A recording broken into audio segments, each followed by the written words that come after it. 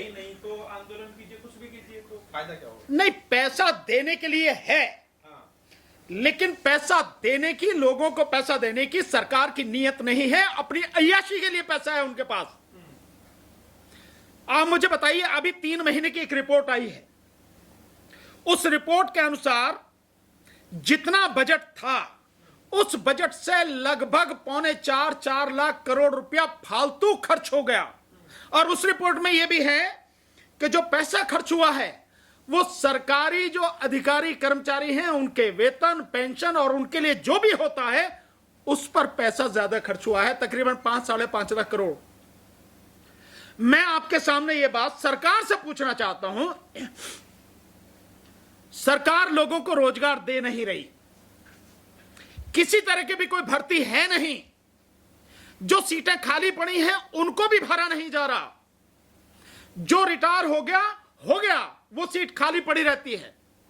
फिर सरकार का खर्चा कहां से बढ़ रहा है?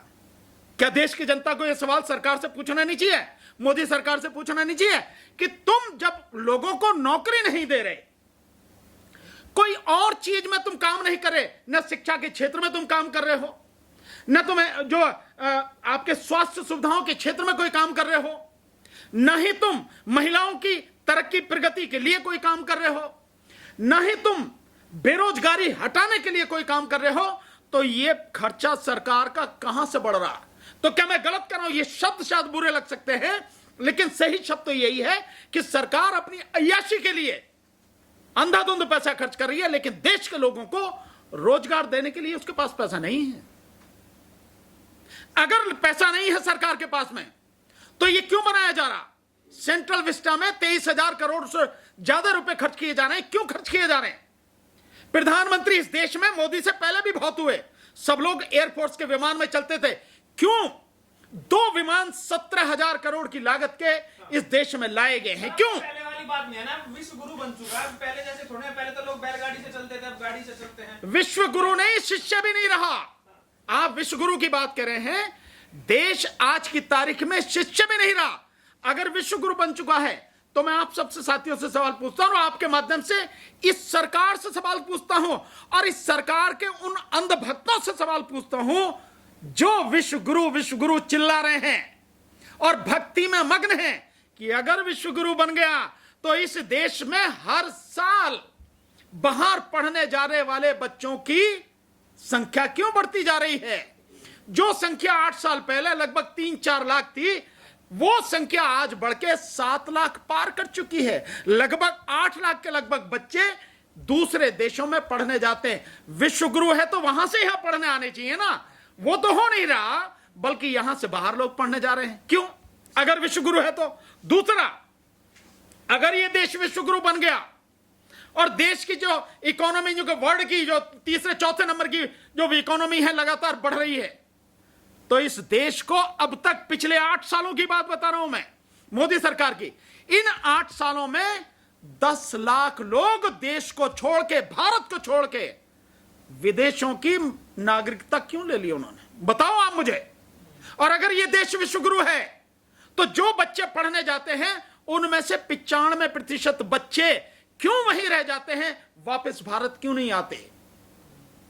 अगर ये विश्व गुरु है तो ये सिर्फ नौटंकी है, प्रचार माध्यम है, उनका जो आईटी सेल है उसके माध्यम से गलत प्रचार किया जाता है, और जो गोदी मीडिया है, जो गुलाम और दलाल मीडिया है, उसके माध्यम से ढोल पीटा जाता है कि सरकार ने ये कर दिया, बल्कि सच्चाई इससे कहीं अलग है। सर, आजादी अमृत महोत्सव मनाया जा रहा है, पूरा देश खुशी का माहौल है, आप कुछ तो पॉजिटिव बातें कीजिए। आज तो कम से कम पॉजिटिव बातें नहीं, हम तो पॉजिटिव ही बातें कर रहे हैं भाई। अगर मैं ये कह रहा हूं कि देश के बच्चों को रोजगार दो, तो इससे बड़ी पॉजिटिव बात कौन सी होगी? ये तो पॉजिटिव बात है।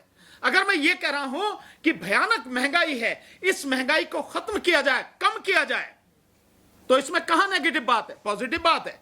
अगर मैं ये कह रहा हूं सरकार की जिम्मेदारी है इस देश के बेरोजगार युवाओं को, युवतियों को रोजगार दे, और जो भयानक बेरोजगारी अब से पहले कभी नहीं थी, जो आज है, उसे खत्म करना सरकार की जिम्मेदारी है, तो ये पॉजिटिव है। कहां नेगेटिव? कहां? ये तो पॉजिटिव है सब कुछ। क्या आप नहीं चाहते कि बच्चों को रोजगार मिले? क्या आप नहीं चाहते कि अच्छी शिक्षा मिले? क्या आप नहीं चाहते कि देश के नागरिक जो हैं उनको स्वास्थ्य सुविधाएं मिले? और क्या आप नहीं चाहते कि इस देश के किसानों की बात सुनी जाए, उनकी जो दिक्कतें वो दूर करी जाए। क्या आप नहीं चाहते, क्या आप नहीं चाहते इस बात को कि जो मजदूर हैं उन मजदूरों की दिक्कतें दूर की जाए? अभी एक आंकड़ा आपने सुना, बड़ा मजेदार आंकड़ा, और आंदोलन भी हो रहा है।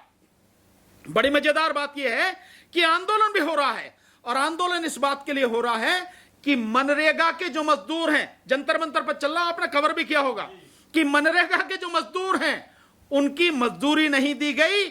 8,000 करोड़ के लगभग, अगर मेरी इंफॉर्मेशन सही है, 8,000 करोड़ के लगभग रुपया चाहिए, वो सरकार दे नहीं रही। और यही सरकार है जिसने कोविड के समय ढोल पीट के कहा कि हमने 71,000 करोड़ से बढ़ा के जो बजट है, वो बजट बढ़ा के हमने 43,000 करोड़ के लगभग बढ़ाया था, वो अब वही पीछे लाके उसी जगह रख दिया। तो जो आप जिसकी बात कर रहे हैं आप करो ना उसके लिए, इसकी बात करना कि लोगों को उनका हक मिले, कहां नेगेटिव, सब पॉजिटिव है। क्या तो सर हर घर तिरंगा लगाइए सर, देशभक्ति राष्ट्रभक्ति जगाने के लिए। तिरंगा लगाने से आपको रोजगार मिल जाएगा। इस देश के देशभक्ति क्या तिरंगा लगाने से आती है? ये जो बच्चे, जो लोग जिनके पास खाने के लिए रोटी नहीं है, अनाज नहीं है, जिनको सरकार कहती है कि ये गरीबी की रेखा से नीचे है, और उनकी संख्या इस देश में 40 करोड़ से ज्यादा है। 80 करोड़ को सरकार खुद 5 किलो अनाज दे रही है, 80 करोड़ को। उन लोगों के पास खाने के लिए अनाज नहीं है, पहनने के लिए कपड़ा नहीं है, सर पे छत नहीं है। इस देश में करोड़ों लोग हैं जो केवल एक ही कमरे के कच्चे मकान में रहते हैं।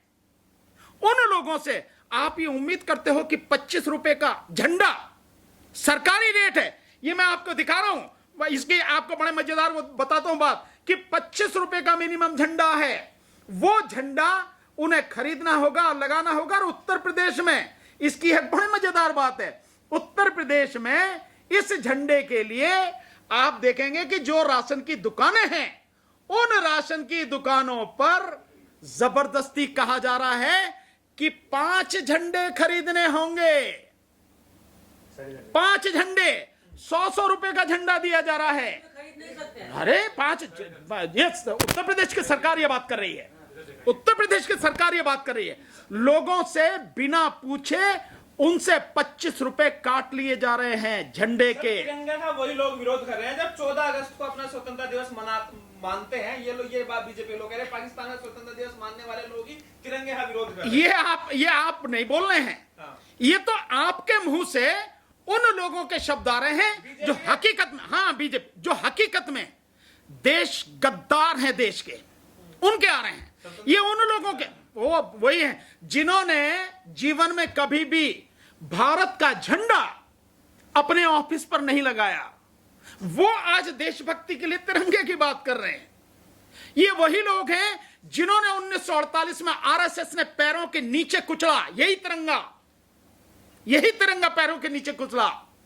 ये वो लोग हैं जो आज स्वतंत्रता दिवस की बात कर रहे हैं, और आप मतलब झंडे की बात कर रहे हैं, तिरंगे की बात कर रहे हैं, जो आज भी अपनी डीपी में तिरंगा लगाना जो ठीक नहीं समझते, आप उनकी बात कर रहे हैं। आप ये लोग सिखाएंगे देशभक्ति।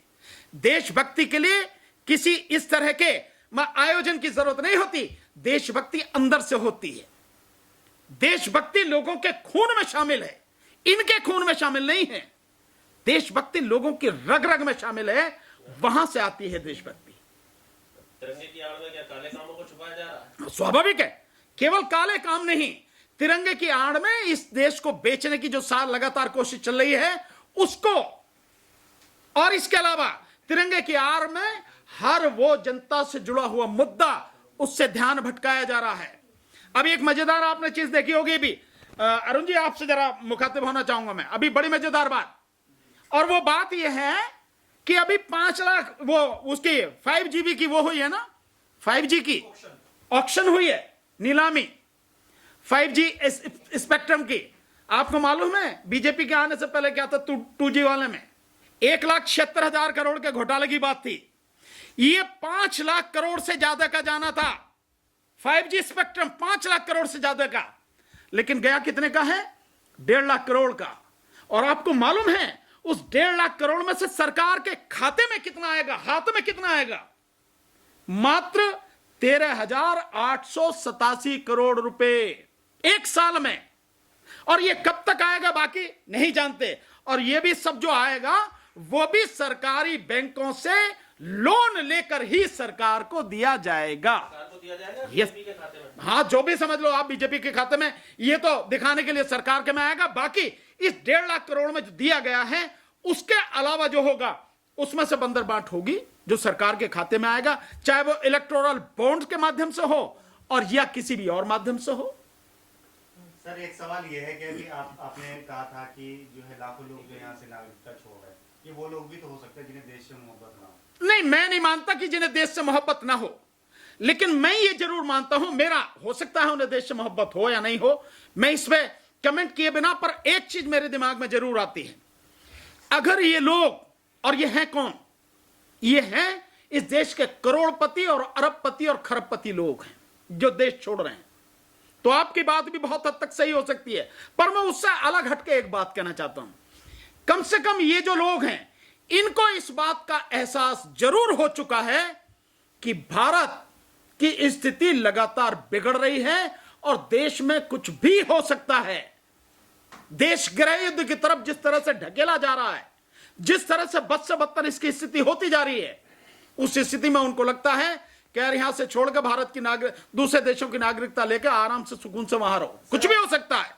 आप जिस तरीके से प्रधानमंत्री मोदी का विरोध कर रहे हैं, कहा जाता है कि जब तक मोदी का राय नहीं लिया जाए पूरी दुनिया में कोई फैसला नहीं लिया जाता। अरे यार, अनपढ़ आदमी की राय लेगा कोई? बेकार की बात करो यार तुम भी। क्या बात कर रहे हो आप? कोई अनपढ़ आदमी की राय लेगा? उन्होंने तो पढ़े लिखे की बात हो तो कोई बात हो। रूस और यूक्रेन का युद्ध रुकवा दिया। हाँ बिल्कुल, जरूर, बिल्कुल रुकवा दिया होगा। मतलब ये जो है गोदी मीडिया द्वारा और उनके जो आईटी सेल है उसके द्वारा जो प्रचार किया गया, आप कहते हो कि कोई भी पढ़ा लिखा समझदार व्यक्ति इस बात को सच मान लेगा?